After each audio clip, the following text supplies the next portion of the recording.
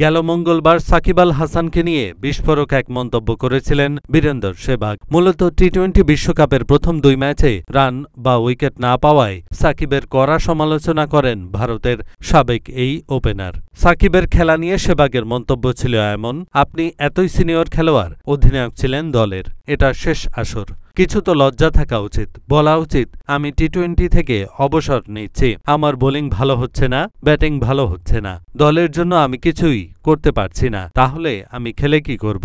এর একদিন পরেই গতকাল নেদারল্যান্ডসের বিপক্ষে ব্যাট হাতে সাকিব করেন অপরাজিত 64 রান। ম্যাচ শেষে সংবাদ সম্মেলনে তার কাছে জানতে চাওয়া হয় সেহবাগের সেই মন্তব্য নিয়ে। জবাবে সাকিব বলেছেন, একজন খেলোয়াড় কখনো কোনো প্রশ্নের উত্তর দিতে আসে না। খেলোয়াড়ের কাজ হচ্ছে সে যদি ব্যাটার হয় ব্যাটিং করা, দলের জন্য অবদান রাখা, সে যদি বোলার হয় তার কাজ হচ্ছে ভালো বোলিং করা, উইকেটটা ভাগ্যের ব্যাপার থাকে।